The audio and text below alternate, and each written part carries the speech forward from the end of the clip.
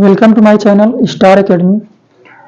Second video में आप लोगों के लिए लेकर आए हैं वैद्युत आवेश, कूलाम का नियम तथा वैद्युत क्षेत्र। इसके पहले हम आप लोगों को पढ़ा चुके हैं वैद्युत आवेश के बारे में। हल्का सा रिवीजन करेंगे। वैद्युत आवेश बताया गया था किसी भौतिक विज्ञान की वह शाखा जिसके अंतर्गत हम आवेशों के बारे में अध्ययन करते हैं, उसी को वैद्युत कहते हैं। वैद्युत भौतिक विज्ञान की वह शाखा होती है जिसके अंतर्गत हम आवेशों के बारे में अध्ययन करते हैं।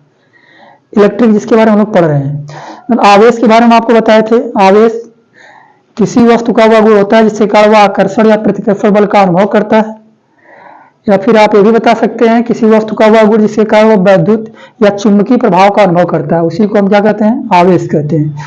इसके बारे में आप लोगों को बताए थे फर्स्ट वीडियो में कूलाम का नियम क्या होता है। तो बताया गया था कि कूलाम का जो नियम होता है, इनके अनुसार कि दो आवेशों के बीच एक बल कार्य करता है, वह बल दोनों आवेशों के गुणनफल के समानुपाती होता है। जैसा कि यहाँ बताया गया था कि दो आवेश हों आपके, एक आवेश आपका Q1, दूसरा आवेश आपका Q2 है। दोनों आवेशों के बीच की दूरी R यहाँ पे। तो ये कूलाम का नियम क्या कहता है कि जो बल होता है दोनों आवेशों के बीच जो बल लगता है, यह बल दोनों आवेशों के गुणनफल के समानुपाती होता है। गुणा कर दीजिए समानुपाती, और जो बीच की दूरी है उसके वर्ग के क्या होता है? व्युत्क्रमानुपाती होता है। ऐसा आपको बताया गया था। और समानुपात हम हटाए थे, कांस्टेंट आया था 1/4πε0, और यहाँ पर आपको आ गया था Q1 Q2/R²। ये आपको फार्मूला याद होना ही चाहिए। कौन सा फार्मूला है? कूलाम के नियम का फार्मूला है, जो दो आवेशों के बीच परस्पर लगता है। ठीक है, दो आवेशों के बीच ये बल लगता है और इसका फार्मूला यह होता है कूलाम के अनुसार। इसके बाद हम आज स्टार्ट करेंगे। आपका बचा था आपका वैद्युत क्षेत्र। इलेक्ट्रिक फील्ड क्या होता है? इलेक्ट्रिक फील्ड के बारे में आपको बताएंगे कि इलेक्ट्रिक फील्ड क्या होता है। तो वैद्युत क्षेत्र क्या होता है समझिएगा ध्यान से, पहले इधर समझ लीजिए, ठीक है, फिर उधर आपको डिफिनेशन बताएंगे। वैद्युत क्षेत्र क्या होता है? ये आपका मान लीजिए कोई आवेश है और इसकी यह एरिया है, किसी आवेश के चारों तरफ का वह क्षेत्र। इस आवेश का प्रभाव यहां तक पड़ रहा है, और जहां तक इसका प्रभाव पड़ रहा है उसमें जैसे कोई आवेश एंट्री करेगा, कोई आवेश जैसे ही कोई आया, मान लीजिए परीक्षण आवेश आया। हाँ, एक वर्ड आपको बताना है कि यहाँ पर परीक्षण आवेश क्या होता है, समझिएगा ध्यान से। परीक्षण आवेश क्या होता है इसके बारे में समझिए। परीक्षण आवेश को Q0 से प्रदर्शित करते हैं, Q0 से प्रदर्शित करते हैं।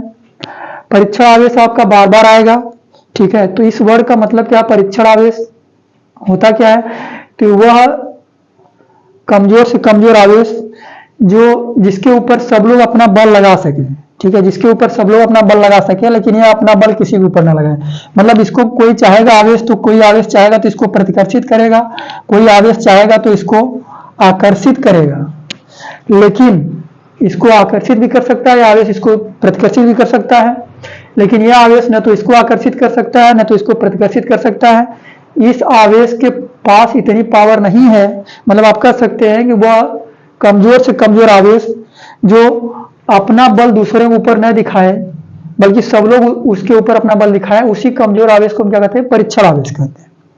लेकिन कमजोर तो होता है, लेकिन ये ऑलरेडी क्या होता है? प्लस होता है। परीक्षण आवेश आपका पॉजिटिव होता है, प्लस होता है, यही परीक्षण आवेश है।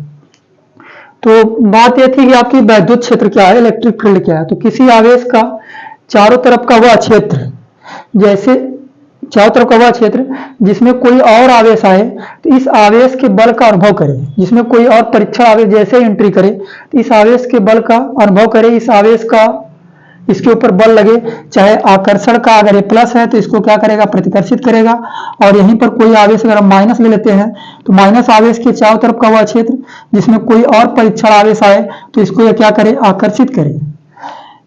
तो जहां तक ये अपना बल लगाएगा, ये आवेश जहां तक ये अपने बल को दर्शाएंगे, अपने बल को के अनुभव को प्राप्त करेंगे, वह पूरी एरिया इसकी क्या कहलाती है? वैद्युत क्षेत्र कहलाती है, इलेक्ट्रिक फील्ड कहलाती है।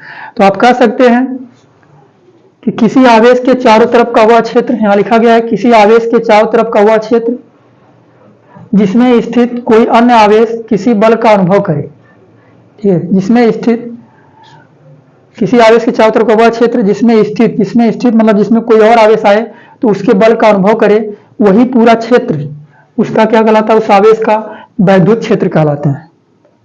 वैद्युत क्षेत्र कहलाता है, इलेक्ट्रिक फील्ड कहलाता है। जैसे सबका कोई न कोई क्षेत्र होता है, जहां तक आपको सब लोग जानते हो आपका क्या है, क्षेत्र है, ठीक है। उसी तरह से इस आवेश का जो बल है, ये आवेश का जो प्रभाव है जहां तक पड़ता है, इस आवेश का वही क्षेत्र है।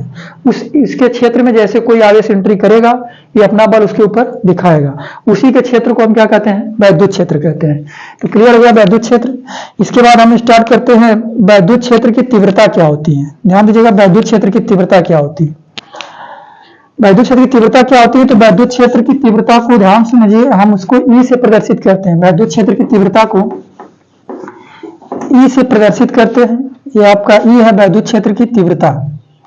ई बराबर फार्मूला होता है एफ बटे क्यू नॉट। क्यू नॉट क्या है, परीक्षण आवेश। ये होता है वैद्युत क्षेत्र की तीव्रता, ई बराबर एफ बटे क्यू नॉट।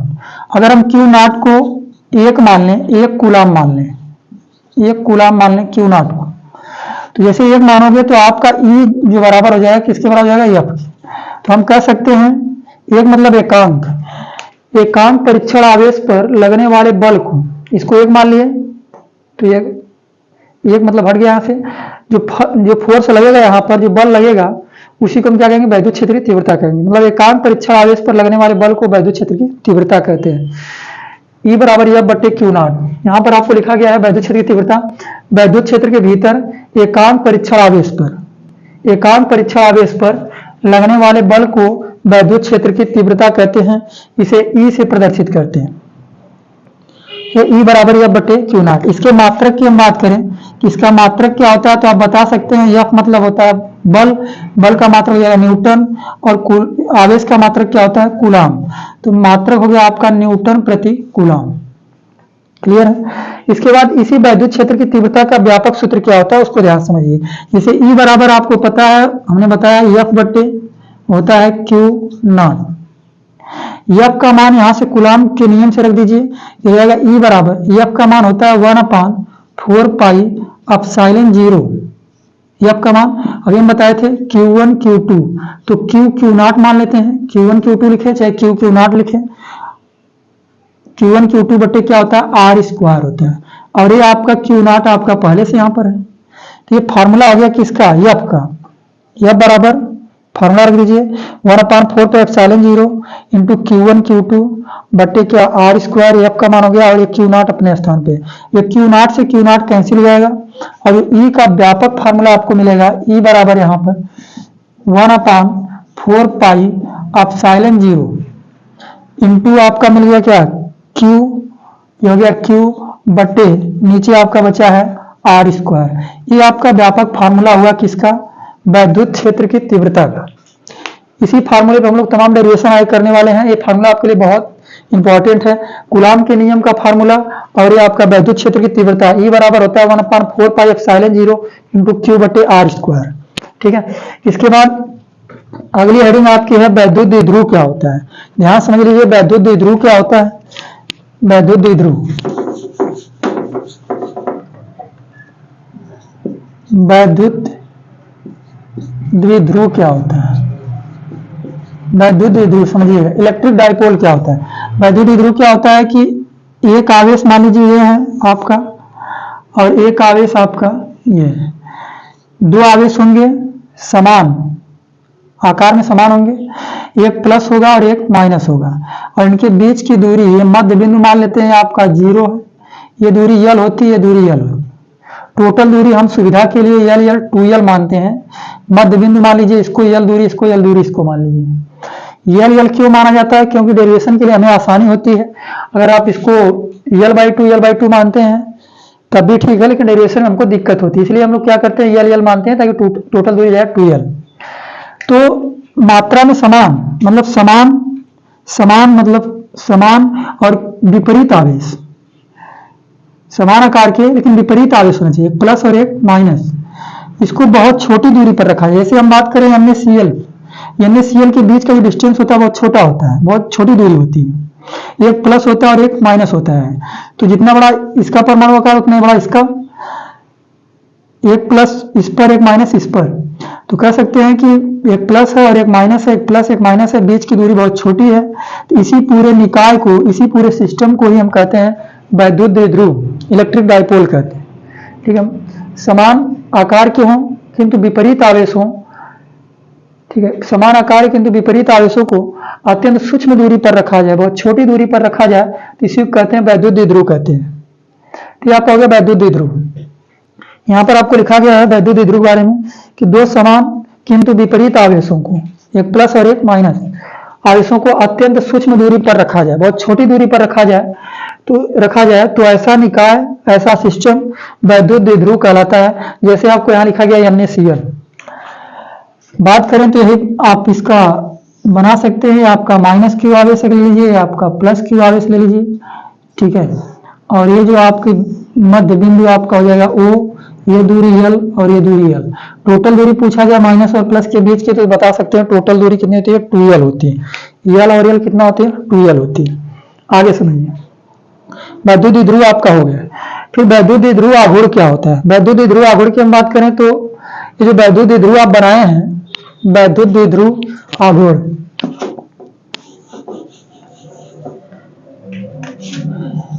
वैद्युत द्विध्रुव आघूर्ण क्या होता है? वैद्युत द्विध्रुव आघूर्ण, इसको P से प्रदर्शित करते हैं वैद्युत द्विध्रुव आघूर्ण को। वैद्युत द्विध्रुव आघूर्ण क्या होता है कि वैद्युत द्विध्रुव में स्थित एक आवेश, कोई एक आवेश ले लीजिए, इसी में से कोई ले लीजिए, चिन्ह के साथ मत लीजिएगा, कोई एक आवेश ले लीजिए, और आवेशों की जो बीच की दूरी है, बीच की दूरी कितना है, L 2L दूरी है, इनका गुणा कर दीजिए, इसी को कहते हैं वैद्युत द्विध्रुव आघूर्ण। मतलब P बराबर आपको मिल जाएगा Q × 2L। वैद्युत द्विध्रुव आघूर्ण P बराबर होता है Q × 2L। यहाँ पर लिखा गया है कि वैद्युत द्विध्रुव में स्थित, जो वैद्युत द्विध्रुव आप बनाए थे, इसमें से वैद्युत द्विध्रुव में स्थित एक आवेश ले लीजिए और आवेशों के बीच की दूरी जो है, जो दूरी है 2L, उसका गुणनफल, उसका गुणा कर दीजिए, उसी को वैद्युत द्विध्रुव आघूर्ण कहते हैं। P बराबर Q × 2L, जैसा कि हम आपको बताएं, ठीक है। ये हो गया आपका वैद्युत द्विध्रुव आघूर्ण। आगे समझ लीजिए आप, एक हेडिंग और आपकी बची है, वैद्युत बल रेखा। वैद्युत बल रेखा, वैद्युत बल रेखा क्या होती है?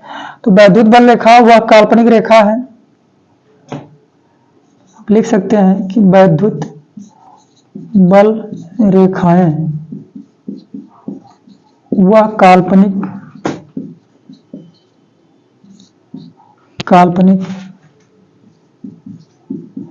रेखाएं होती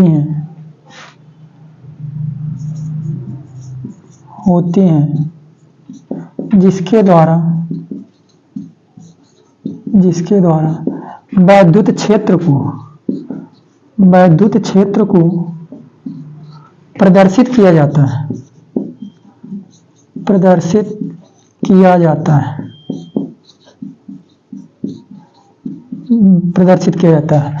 वैद्युत बल रेखाएं एक प्रकार की काल्पनिक रेखाएं होती हैं।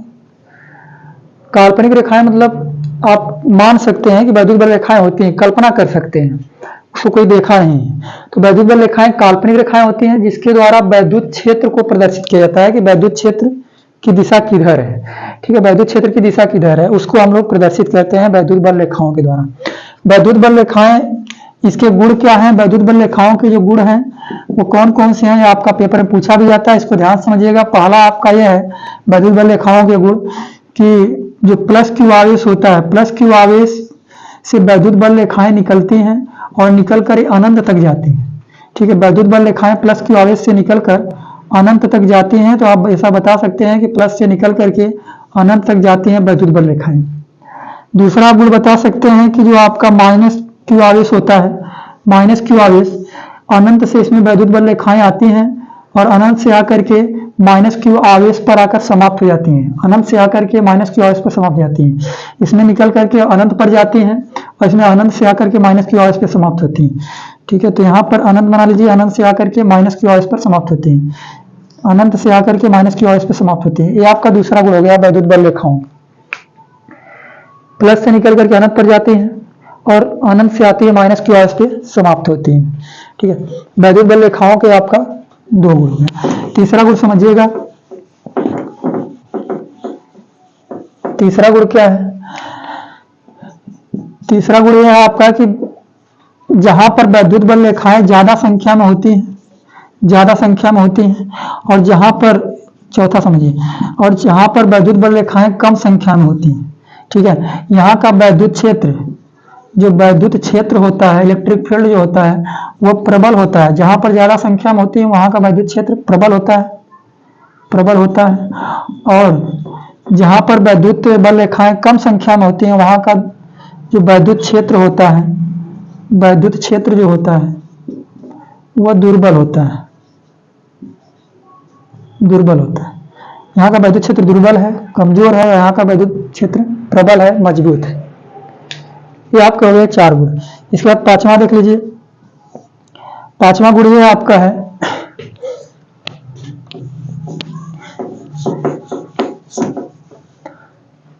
पांचवा गुण आप समझिएगा, जहां पर वैद्युत बल रेखाएं समान दूरी पर होती हैं, समान दूरी पर होती हैं वहां का वैद्युत क्षेत्र, ठीक है, समान दूरी पर जहां पर होंगी, समान दूरी पर वैद्युत बल रेखाएं जहां पर होती हैं वहां का वैद्युत क्षेत्र समान होता है, वैद्युत क्षेत्र समान होता है, समान होता है। और जहां पर वैद्युत बल रेखाएं असमान दूरी पर होती हैं, असमान दूरी पर होती हैं, देख लीजिए यहाँ पर दूरी आपकी क्या है, असमान है, ठीक है, कोई यहाँ है सटी हुई तो कोई दूर है, फिर कोई पास है, ऐसे अगर हैं वैद्युत बल रेखाएं, जहां पर वैद्युत बल रेखाएं असमान दूरी पर होती हैं, असमान दूरी पर, असमान दूरी पर होती हैं वहां का वैद्युत क्षेत्र असमान होता है, वैद्युत क्षेत्र आपका, वैद्युत क्षेत्र असमान होता है, असमान होता है, ठीक है। ये हो गया आपके 6 गुण। इसके बाद 7वां गुण देख लीजिए, वैद्युत बल रेखाओं के 7वां गुण क्या है, ठीक है। 7वां गुण आपका यह है कि वैद्युत बल रेखाएं, वैद्युत बल रेखाएं अगर ये आपका एक माइनस क्यू आवेश हो और एक आपका प्लस क्यू आवेश, ठीक है, तो वैद्युत बल रेखाएं करती क्या है कि देखिए, इसको प्लस मान लेते हैं, इसको माइनस मान लेते हैं। वैद्युत बल रेखाएं प्लस क्यू आवेश से निकल करके माइनस क्यू आवेश पे जाके समाप्त हो जाती हैं, वो भी एक वक्र के रूप में, प्लस क्यू आवेश से निकल करके माइनस क्यू आवेश पे जाके समाप्त हो जाती हैं, ठीक है, यहाँ पर समाप्त हो जाती है। वैद्युत बल रेखाएं बंद वक्र नहीं बनाती, ये सब बंद वक्र नहीं बनाती हैं। बंद वक्र का मतलब यह है कि वैद्युत बल रेखाएं यहाँ से गई यहीं पे समाप्त हो गई, ऐसा नहीं कि दोबारा यहाँ आई, ठीक है। जबकि मैग्नेट में, चुंबक में अगर हम बात करें, चुंबक में जो होता है आपका, यहाँ पर आपका यन सिरा होता है, यहाँ पर आपका यस सिरा होता है, तो वैद्युत बल रेखाएं यन से निकलकर यस में जाती है, चुंबक के बाहर बाहर, और चुंबक के अंदर यस से यन में आती है, तो यहाँ पर एक बंद वक्र बनाती है चुंबकीय बल रेखाएं, ये चुंबकीय बल रेखाएं बंद वक्र बनाती हैं, जबकि इसमें ऐसा कुछ नहीं है, प्लस से निकलकर माइनस में प्रवेश कर जाएंगी वैद्युत बल रेखाएं, ठीक है। यहाँ पर आकर के माइनस में प्रवेश करती जाती है, माइनस में प्रवेश करती जाती है वैद्युत बल रेखाएं, और यहाँ प्लस की आवेश से वैद्युत बल रेखाएं इस तरह से निकलती जाती हैं, एक वक्र के रूप में निकलती हैं, एक वक्र के रूप में निकलती हैं। जब इसके पास कोई ऋण आवेश रख दिया जाता है तो ये वक्र के रूप में निकल करके माइनस की आवेश पर जाकर के समाप्त होती है वैद्युत बल रेखा।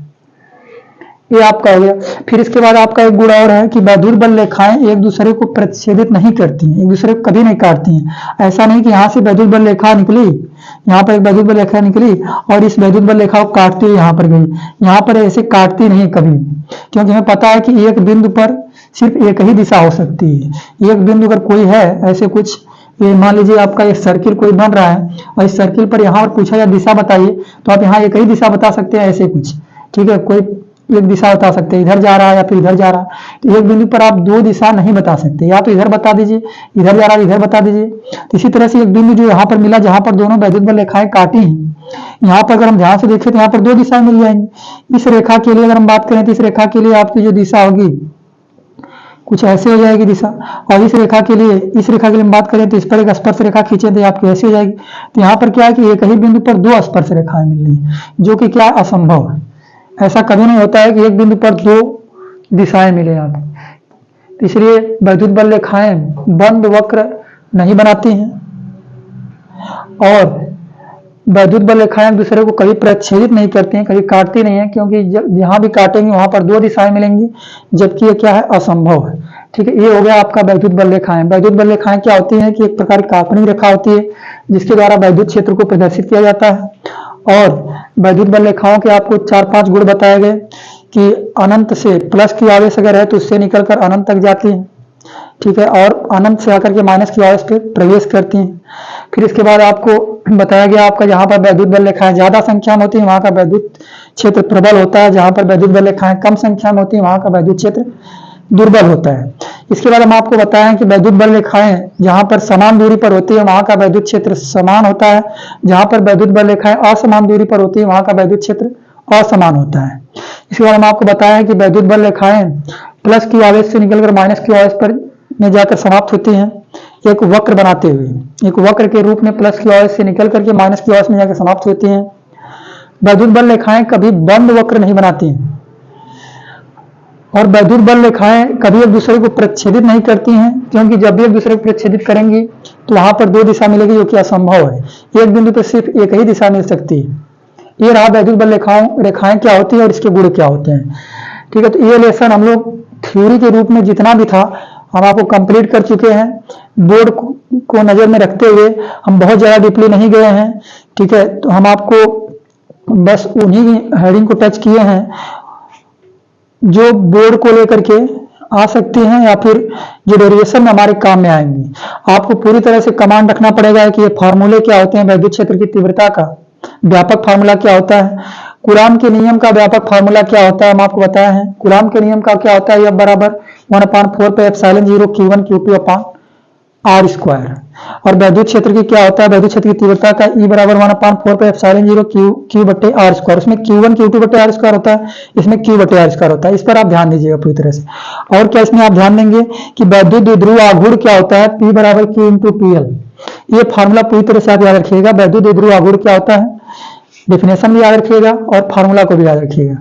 ठीक है, तो हम आगे अगले वीडियो को लेकर के आएंगे, उसमें आपका पूरा डेरिवेशन रहेगा। इस लेसन संबंधित आपके 2 से 3 डेरिवेशन होंगे जो आपके पेपर में पूछे जाएंगे और ये आपकी पूरी रही थ्योरेटिकल क्वेश्चन जितने भी थे हमने आपको पूरा कंप्लीट कर दिया है। ठीक है, अगले वीडियो में मिलते हैं। धन्यवाद।